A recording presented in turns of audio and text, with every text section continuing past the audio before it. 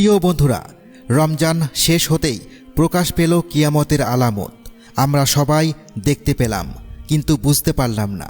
নবীজি সাল্লাল্লাহু আলাইহি ওয়াসাল্লামের করে যাওয়া 1400 বছর আগের ভবিষ্যৎবাণী আজ আমরা নিজের চোখে দেখতে পেলাম।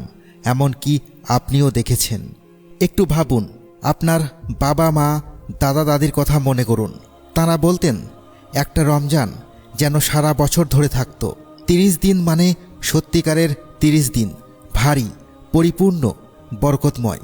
আর এখন আমরা অনুভব করছি 1 মাস মানে যেন 1 সপ্তাহ, 1 বছর মানে যেন কয়েকটা মাস।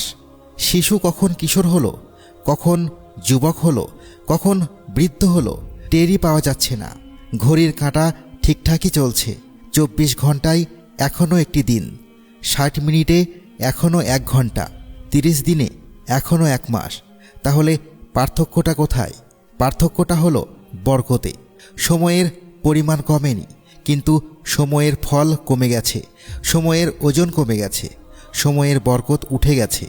আর এটাই রাসূলুল্লাহ সাল্লাল্লাহু আলাইহি ওয়াসাল্লাম ভবিষ্যৎবাণী করে গেছেন। হযরত আনাস রাদিয়াল্লাহু তাআলা আনহু থেকে বর্ণিত, রাসূলুল্লাহ সাল্লাল্লাহু আলাইহি ওয়াসাল্লাম বলেছেন, কিয়ামত সংঘটিত হবে না যতক্ষণ না জামানা সংকুচিত হয়ে যায়। তখন একটি বছর মনে হবে একটি মাসের সমান, একটি মাস হবে একটি সপ্তাহের সমান, একটি সপ্তাহ হবে একটি দিনের সমান, একটি দিন হবে একটি ঘন্টার সমান, আর একটি ঘন্টা হবে আগুনের অগ্নিশিখা জ্বলে ওঠার সময়টুকু মতো। তিরমিজি শরীফ। একটু থামুন এখানে। আগুনের অগ্নিশিখা কতটুকু সময় ধরে থাকে? 1 সেকেন্ডও না। নবীজি সাল্লাল্লাহু আলাইহি ওয়াসাল্লাম বলেছেন, শেষ জামানায় মানুষ অনুভব করবে যেন একটা ঘন্টাও নেই। সময় এত দ্রুত ফুরিয়ে যাবে যে মানুষ ধরতেই পারবে না। এই কথা বলেছেন এমন একজন মানুষ যিনি 1400 বছর আগে জন্মেছিলেন, যে যুগে মোবাইল ছিল না, ইন্টারনেট ছিল না, ঘড়ি পর্যন্ত ছিল না। তবুও তিনি বললেন, এমন একটা সময় আসবে যখন সময় শেষ হয়ে যাওয়ার আগেই ফুরিয়ে যাবে। আর সেই সময়টি এখন, আজ, এই মুহূর্তে। এই বিষয়ে আলেমরা 6টি গভীর চাঞ্চল্যকর ব্যাখ্যা দিয়েছে, যা শুনলে আপনার মাথা ঘুরে যাবে। এই হাদিসের ব্যাখ্যায় মুসলিম বিশ্বের বড় বড় আলেমরা একাধিক কারণ ও অর্থ বিশ্লেষণ করেছেন। প্রথম কারণ হল সময়ের বরকত নষ্ট হয়ে যাওয়া। ইমাম নববী এবং ইমাম কাজী ইয়াজ রহমতুল্লাহি আলাইহি বলেছেন, সময় সংকীর্ণ হওয়ার অর্থ হল সময়ে বরকত কমে যাওয়া। পূর্ববর্তী যুগের মানুষেরা দ্বীনি বিষয়ে যে কাজ 1 ঘন্টায় সেরে ফেলতেন, পরবর্তী যুগের মানুষেরা কয়েক ঘন্টাও তা পারবে না। এটা কি আপনার কাছে পরিচিত লাগছে? আজকের মানুষ সারাদিন ব্যস্ত, কিন্তু দিন শেষে জিজ্ঞাসা করলে বলতে পারে না যে আজকে কি করলাম। সময় গেল কিন্তু কাজ হলো না। ইবাদত করলাম কিন্তু মন ছিল না। কুরআন পড়লাম কিন্তু বুঝলাম না। এটাই বরকত উঠে যাওয়া। দ্বিতীয় কারণ হলো সার্বিকভাবে বরকত উঠে যাওয়া। হাফেজ ইবনে হাজার রহমতুল্লাহি আলাইহি বলেছেন, এর দ্বারা উদ্দেশ্য সব কিছু থেকে বরকত উঠিয়ে নেওয়া, এমনকি সময় থেকেও। তিনি আরও বলেন, আমরা নিজেরাই দ্রুত সময় পার হওয়ার বিষয়টি অনুভব করছি, অথচ পূর্বের যুগে এমনটি ছিল না। শুধু সময় না, খাবারে বরকত নেই, সম্পর্কে বরকত নেই, ব্যবসায় বরকত নেই, স্বাস্থ্যে বরকত নেই।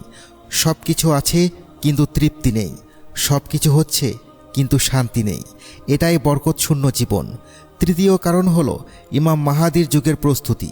কেউ কেউ বলেছেন, এই সময় সংকুচিত হওয়ার ইমাম মাহাদির আবির্ভাবের যুগে আরও প্রকট হবে, কারণ তখন মানুষের মাঝে চরম সুখ ও শান্তি বিরাজ করবে।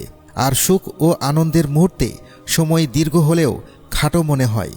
বিপরীতে দুঃখ ও কষ্টের মুহূর্তে সময় অল্প হলেও অনেক দীর্ঘ মনে হয়। চতুর্থ কারণ হলো প্রযুক্তি ও যোগাযোগ ব্যবস্থার উন্নতি। মোবাইল ফোন, ইন্টারনেট, দ্রুতগামী বিমান, উন্নত যোগাযোগ ব্যবস্থা, এই সব কিছুর ফলে মানুষ একে অন্যের কাছাকাছি চলে যাচ্ছে। আজকে ঢাকায় বসে আমেরিকায় ফোন করা যাচ্ছে 1 সেকেন্ডে। ঢাকা থেকে দুবাই যাচ্ছি মাত্র কয়েক ঘন্টায়। দূরত্ব কমে গেছে, সময় সংকুচিত হয়ে গেছে। কিন্তু প্রশ্ন হলো, এই বাঁচানো সময়টা আমরা কোথায় দিচ্ছি? আল্লাহর ইবাদতে নাকি মোবাইলের স্ক্রিনে? পঞ্চম কারণ হলো সত্যিকারের অর্থেই দিন রাত সংকীর্ণ হওয়া। আল্লামা জালালউদ্দিন সৌদি রহমতুল্লাহি আলাহি বলেছেন, কিয়ামত ঘনিয়ে আসলে দিন রাতের সময় সত্যিকার অর্থেই সংকীর্ণ হয়ে যাবে। আল্লাহ সব বিষয়ে ক্ষমতাবান। যেমন দাজ্জালের আবির্ভাবকালে প্রথম দিনটি হবে 1 বছরের সমান, দ্বিতীয় দিনটি হবে 1 মাসের সমান, তৃতীয় দিনটি হবে 1 সপ্তাহের সমান। তদ্রূপ আল্লাহ চাইলে দিনকে সংকীর্ণ করতে পারেন। ষষ্ঠ কারণ হলো মানুষের আয়ু হ্রাস পাওয়া। কেউ কেউ বলেছেন এই হাদিসের একটি অর্থ হলো মানুষের গড় আয়ু কমে যাওয়া। যত দিন এগোচ্ছে মানুষ তত কম বাঁচছে। পূর্বের মানুষেরা 100 থেকে 120 বছর বাঁচতেন, আর এখন গড় আয়ু কত? জীবন ছোট হয়ে আসছে এবং এই ছোট জীবনও দ্রুত ফুরিয়ে যাচ্ছে।